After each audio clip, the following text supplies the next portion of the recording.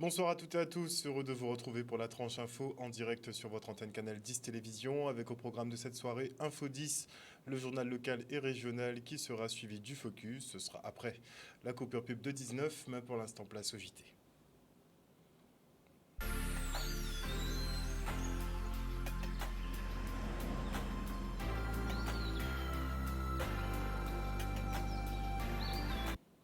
Nous sommes le mardi 20 juin 2023 et nous sommes en vigilance jaune pour fortes pluies, orages et vagues submersions. Le temps se gâte à l'approche de la tempête tropicale Brett. Notez que la Martinique est déjà passée en vigilance jaune cyclone. En ce qui concerne Brett, elle est située à 1400 km à l'est-sud-est justement de la Martinique et se déplace rapidement à 33 km/h vers la moitié sud de l'arc antillais. Cette tempête tropicale s'intensifie légèrement avec des vents maintenant à 75 km/h. Un renforcement supplémentaire est prévu pour ce jeudi lors de son approche vers l'île de la Barbade. En fonction de sa trajectoire, nous devrions recevoir d'assez gros paquets de pluie et de bonnes rafales. La mer sera agitée à partir de mercredi soir à l'est Grande Terre, au sud Grande Terre, à Petit Cul-de-Sac et à Côte-au-Vent. La dégradation liée aux pluies, elle, arrivera dans la nuit de jeudi à vendredi et se poursuivra vendredi dans la journée. Et en septembre dernier, la tempête tropicale Fiona occasionnait de nombreux dégâts, notamment à la Sarde à Capesterre-Belle, où la route a été littéralement coupée. Après 8 mois de travaux effectués par la région Guadeloupe, l'axe routier est praticable en voiture et l'activité économique peut suivre son cours. Il y avait une visite justement d'une délégation de la collectivité sur place ce matin. Nous l'avons suivi, regardez. Après Fiona, effectivement, nous sommes venus ici avec des collègues, le maire de Capesterre. Et il faut savoir que c'est 3 millions de chiffres d'affaires qui se trouvent ici où nous sommes. Le nombre d'agriculteurs, le nombre d'éleveurs qui travaillent ici, 5 ouvrages endommagés par Fiona. Si on n'avait pas effectivement rapidement fait des travaux, je pense qu'on aurait eu beaucoup de difficultés, des licenciements et peut-être des entreprises seront fermées. Aujourd'hui, c'est une grande satisfaction. Je tiens vraiment à saluer les services de la région, Madame Cécile et son équipe, notre élu délégué à l'agriculture. C'est vraiment cela. Intervenir dès qu'il y a un problème pour une commune dans l'intérêt général de la population. Et peut-être tout Capesterre aujourd'hui, même les personnes qui, je pense, montent respirer aujourd'hui peuvent circuler, venir voir passer un camion chargé de bananes, ce qui ne se faisait pas il y a quelque temps. Donc après 8 mois, oui, nous avons tenu nos engagements et c'est une grande satisfaction pour nous et pour Capesterre. La ville de Capesterre remercie le président Richelieu de son soutien, puisque vous l'avez noté après la tempête Fiona. Donc, nos agriculteurs, nos éleveurs qui étaient en grande difficulté ici à la Sarde ont pu compter tout de suite sur le soutien du conseil régional, de manière à ce que nous puissions avoir donc, ces travaux qui ont débuté en urgence, puisqu'il faut le rappeler qu'il y avait aussi des populations qui étaient coupées donc, du reste du monde, donc, sur les problèmes donc, de sécurité plus particulièrement. Agir aussi au travers donc, des populations qui habitent en bas, au niveau de Sainte-Marie, qui ont été aussi lourdement touchées. Et voilà, pour toutes ces raisons, on remercie le président Chalus. Nous avons l'habitude d'avoir des calamités, mais Fiona était très particulier parce que effectivement, ce sont les infrastructures qui ont beaucoup morflé. Une bananerie, ça repart après un coup de vent, mais ne pas avoir de route pour accéder aux exploitations au ça, c'est une catastrophe. Mais ce qu'il y a de remarquable ici, c'est que pour nous et pour nombre de producteurs, c'était une mission impossible. Surtout qu'il n'y avait pas d'autre alternative. Donc effectivement, il faut saluer, je pense, l'ingénierie des services de la région et surtout la rapidité de la décision politique de faire. C'est vrai qu'après le passage de la tempête Fiona, nous sommes retrouvés vraiment en difficulté puisque on ne pouvait pas s'approvisionner en matières premières, donc les aliments, les engrais, et on ne pouvait pas sortir notre production, donc les cochons, la banane. Donc c'était vraiment compliqué. Et c'est pour ça aujourd'hui qu'on remet aussi vraiment toute l'équipe régionale qui a été très réactif et puis ils ont pu faire l'expertise assez rapidement et comme monsieur a dit tout à l'heure, donner l'ordre d'attaquer les travaux très rapidement, ce qui nous a permis de recommencer à travailler au plus vite. Un reportage de Charlie Dagonia. Et le président du comité des Outre-mer des Républicains, Mansour Kamardine, est de passage en Guadeloupe et plus précisément, il s'est rendu à la municipalité de Bouillante. Et bien que le maire Thierry Abelli ne souhaite s'encarter dans aucun parti, il ne dit pas non à de nouveaux alliés pour construire la Guadeloupe et cesser les dictats venus de Paris. Il n'a pas manqué donc de présenter l'usine de géothermie, un modèle de réussite en termes de production énergétique, et le projet Galet Beach, fruit du travail d'entrepreneurs de la ville. Regardez. Je suis venu à Bouillante parce que le maire de cette commune, c'est une commune qui, pendant très longtemps, a eu des relations, disons, très proches avec la famille politique que j'ai l'honneur de représenter.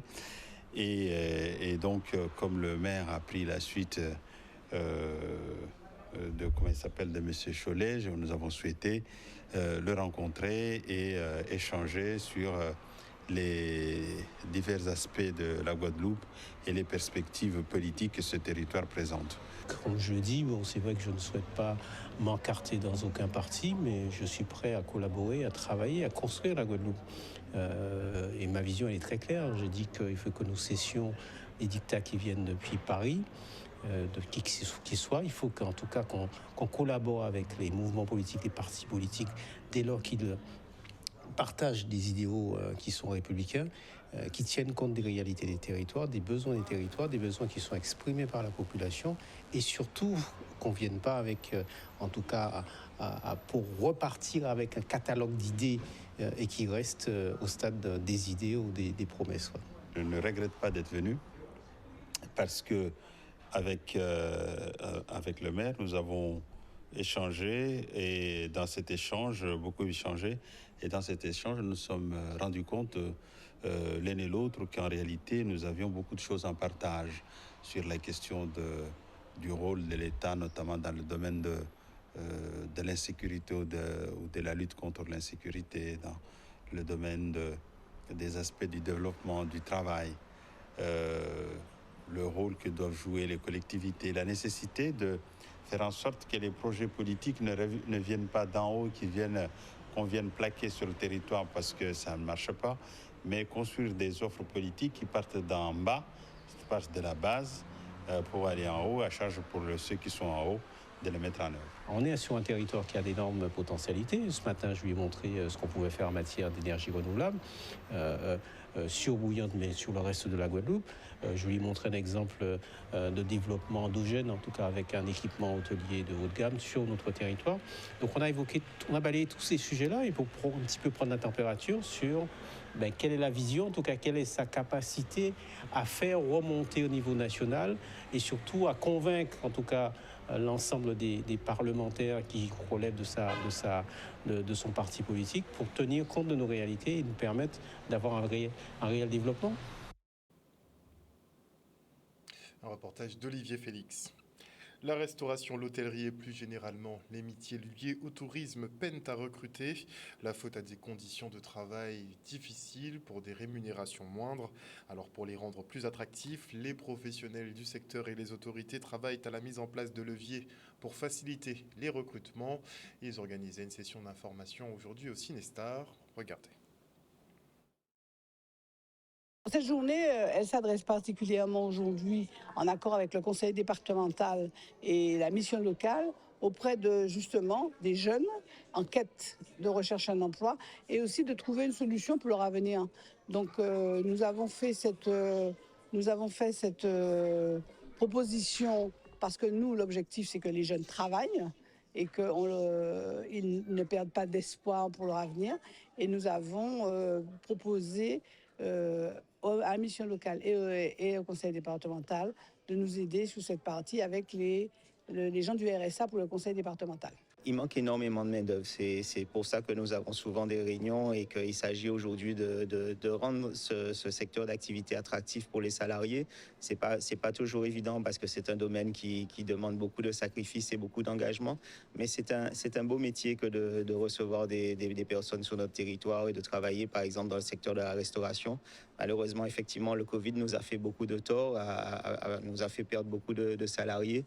Mais il ne faut pas baisser les bras puisqu'il y a beaucoup de mérite à être restaurateur et à travailler dans le tourisme. Ce type de manifestation est très très intéressante, notamment pour motiver les jeunes, pour leur montrer des parcours de réussite ou en cours de réussite qui sont intéressants en fait et ne pas les motiver en fait à participer au métier de l'hôtellerie, de la restauration et de l'hébergement à travers ce genre de manifestation. C'est quelque chose que je trouve très intéressant. Aujourd'hui, j'ai 2 messages. Un premier message pour les jeunes et les demandeurs d'emploi, c'est de leur dire d'oser rêver, de croire en leur potentialité et de rester sur notre territoire. Dans notre territoire de la Guadeloupe, il y a des offres d'emploi. Mais il faut effectivement que nos jeunes, que nos demandeurs d'emploi, prennent les choses à bras le corps et osent croire en leur potentiel, en leur capacité d'agir pour notre territoire. Ça, c'est mon message, mon premier message pour les jeunes. Et puis, j'ai un message pour les entreprises. Alors oui, certains me disent, oui, on n'est pas des entreprises citoyennes. Cependant, nos jeunes partent dans ce domaine. Beaucoup d'entreprises en France recrutent des jeunes dans l'hôtellerie, des jeunes guadeloupéens, dans l'hôtellerie et la restauration.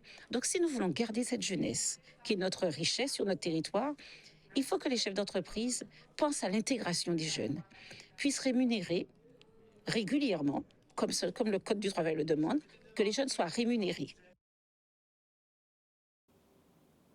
C'est quand même la base. Il faut payer les gens. Et notez que 80 jeunes du service national universel venus d'Hexagone effectuent un séjour de cohésion sur notre archipel. Au programme, de nombreuses activités autour de la sécurité, l'environnement et la culture guadeloupéenne. Le tout avec un mot d'ordre, l'engagement, le reportage. Marchons, marchons, qu'un sang impur abreuve nos sillons. Nous avons 81 jeunes qui sont venus de l'Hexagone, de la Nouvelle-Aquitaine et de Besançon-Franche-Comté. Nous sommes ici ravis de les accueillir en Guadeloupe, sachant que nous avons aussi nos jeunes Guadeloupéens qui, en même temps, sont dans des départements dans l'Hexagone. Donc on est sur un séjour de 12 jours avec différents contenus sur différentes thématiques. Le fer de lance, ça reste l'engagement, bien sûr, et la cohésion, puisque c'est l'intitulé du séjour de cohésion. Et puis, les volontaires sont répartis sur différentes journées, différentes activités, avec différents supports. Donc, tant des sorties à l'extérieur, des intervenants qui viennent donner des contenus sur place.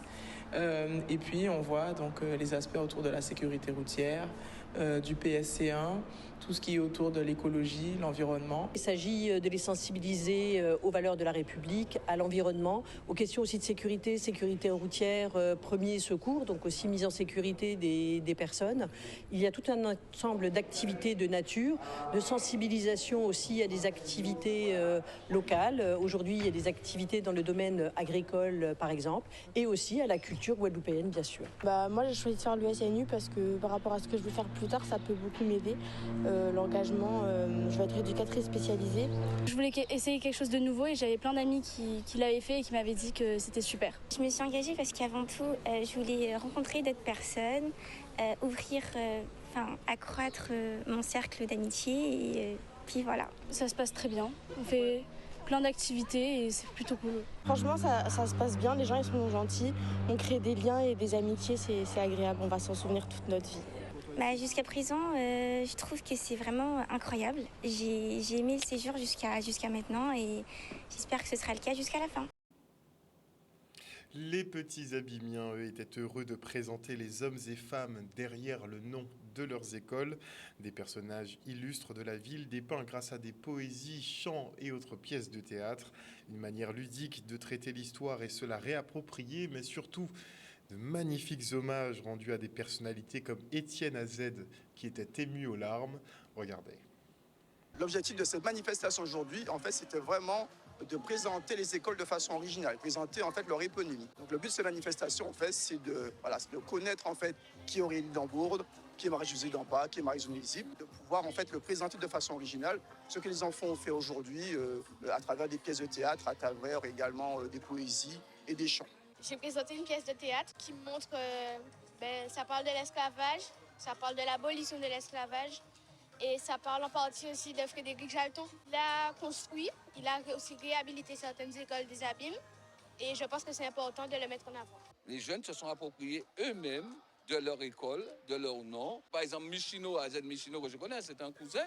Quand on voit qu'on fait une chanson sur Michino, et lui-même qui était un bon vivant, tu vois, de son vivant, si on lui avait fait ça, il aurait pleuré comme son fils qui a été très touché. Moi, j'aime bien en fait lorsque les projets sont concrétisés par des prestations. Et c'est vraiment, j'ai beaucoup apprécié les prestations des maternelles, voilà, les chants. Et j'avoue que j'ai une petite pointe d'émotion lorsque M. Étienne Azed, lorsqu'en tout cas le frère est passé et qu'il a été très ému. J'avoue que ça m'a beaucoup touché. Je pense que c'est important de connaître là où on vient, de connaître ses racines. J'étais contente de présenter ma ville. J'étais contente de représenter le maire, l'ancien maire Frédéric Jalton, et représenter ma classe aussi. Ces enfants, ce sont des acteurs et des actrices en devenir. Hein. La relève est là. Il faut savoir, ici, on a la Maison des Jeunes. Je dis, je suis un enfant de la Maison des Jeunes.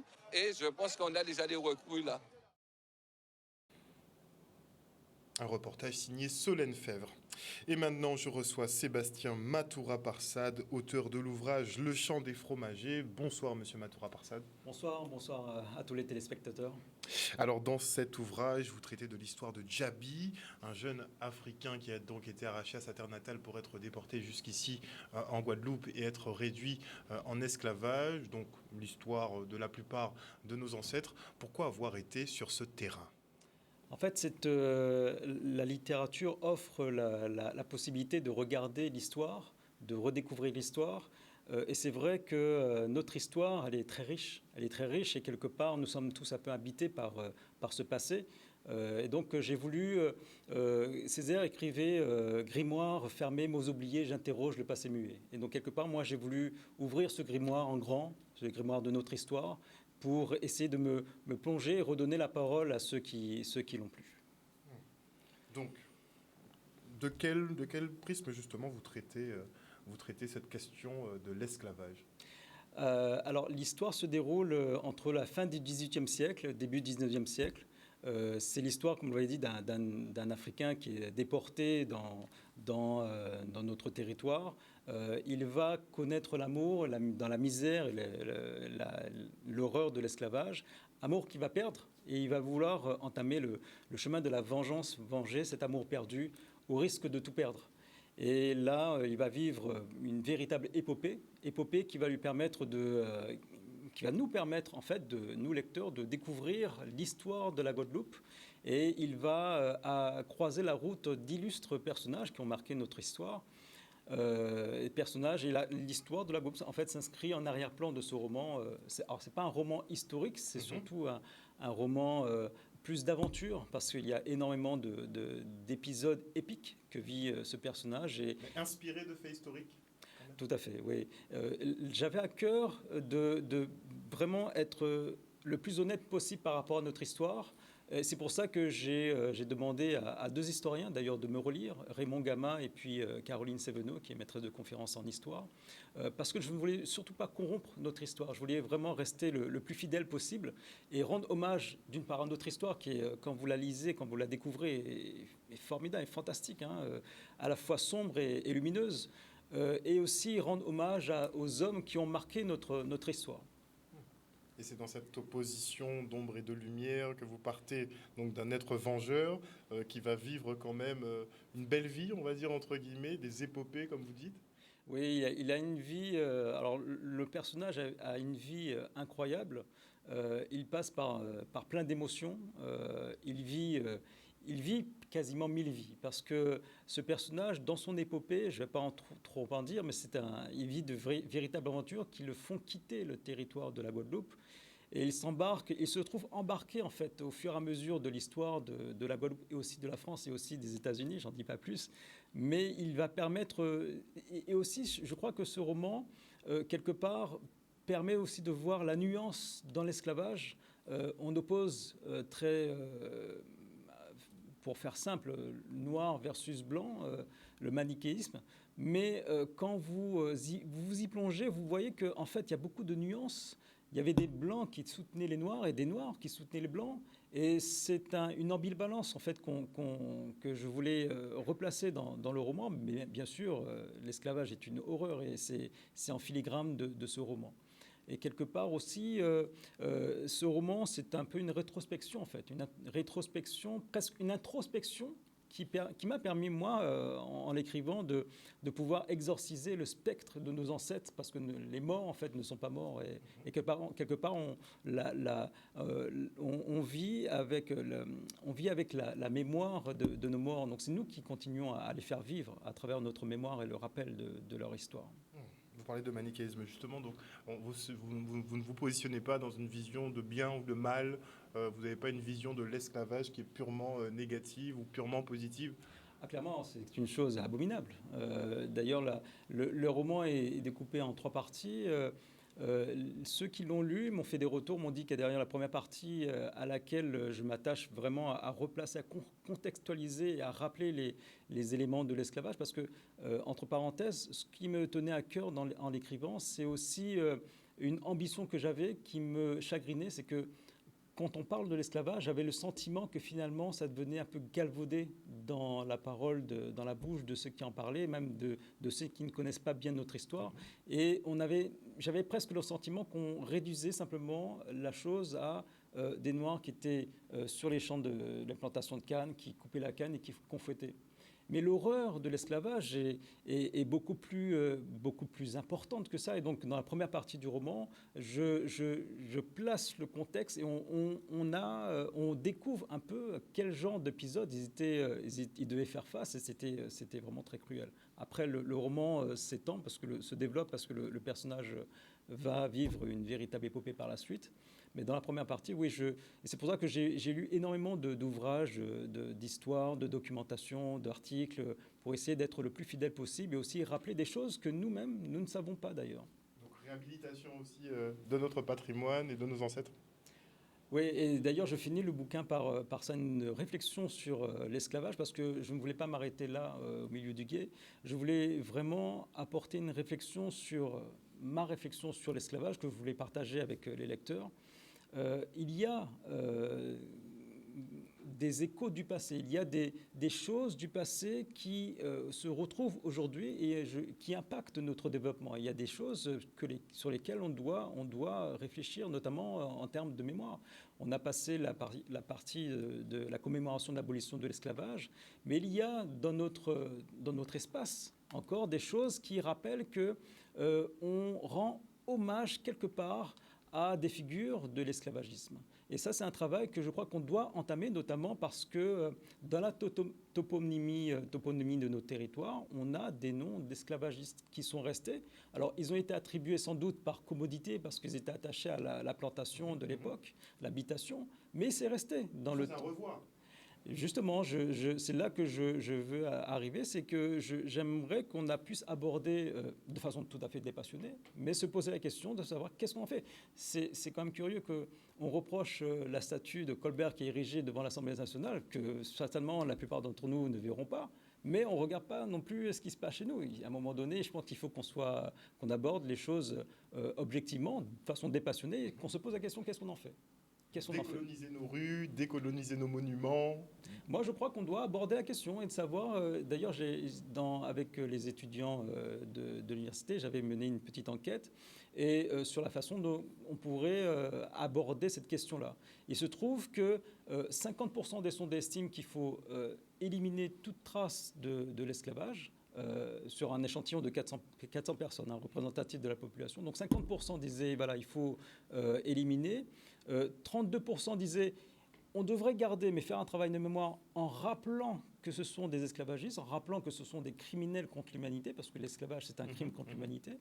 Et puis il y a 12% qui disaient voilà, on ne fait rien, Statu quo. Statu quo, non, ça veut dire aussi qu'on célèbre la mémoire. Et je crois que ça, c'est quand même un peu dérangeant. Et je pense qu'on doit se poser la question parce qu'on doit aussi transmettre à nos enfants qu'est-ce qu'on leur laisse. C'est vrai qu'on était peut-être habitué à certains noms, Bainbridge, Destrélan, mais à un moment donné, qu'est-ce qu'on veut transmettre comme information, comme mémoire à nos enfants ? Très, très lourde interrogation. Ça sera un gros sujet, un gros débat qu'il faudra qu'on entame, comme cette statue de Christophe Colomb qui est bien établie à Capesterre-Belle-Eau, par exemple.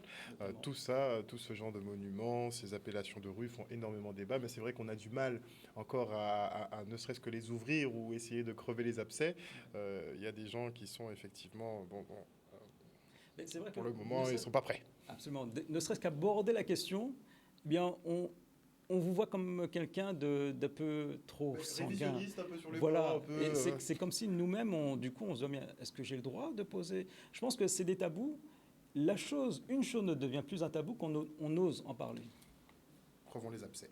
Et justement, vous organisez très prochainement une présentation de cet ouvrage, donc Le Chant des Fromagers. Oui, tout à fait. Ça sera à l'Arouac le 29 juin à 18h30, en compagnie j'aurai quelques invités, notamment Didier Détouche, Laure Tarrer, Corinne Dossa, Guy Lafage, dramaturge, et puis un talentueux groupe Zaboka qui va assurer l'accompagnement musical au cours de cette période-là, de ce moment de rencontre, d'échange. Merci beaucoup, en tout cas, Sébastien Matoura-Parsad, d'être venu sur ce plateau nous présenter donc votre nouvel ouvrage, Le Chant des Fromagers. Merci encore. Merci. Et on enchaîne avec le séminaire Enfance, Famille, Jeunesse du Conseil départemental. Les agents de la collectivité en charge de la protection maternelle et infantile et de la protection de l'enfance ont fait le point sur leurs activités. L'objectif, retisser du lien après le Covid et mieux coordonner les nouvelles actions. Le reste en images.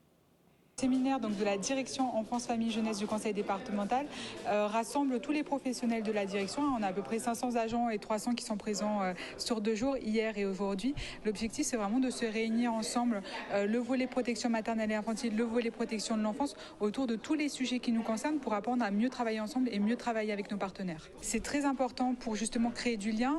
C'est vrai que avec la pandémie, les liens se sont un peu distendus, il n'y a pas eu beaucoup d'événements collectifs et pourtant on travaille ensemble, on travaille pour le même public. Donc c'est important d'avoir ces moments d'échange pour faire le point sur nos activités et mieux justement travailler ensemble pour ce public. On a différents événements, on a eu des conférences principalement hier avec la justice qui était à l'honneur, on avait des magistrats qui étaient là pour parler justement de l'intérêt supérieur de l'enfant, de la collaboration avec l'aide sociale à l'enfance et aujourd'hui on a des ateliers assez divers sur l'allaitement, sur l'accueil collectif des mineurs, sur le rôle de la famille en protection de l'enfance, sur le travail avec la protection judiciaire de la jeunesse.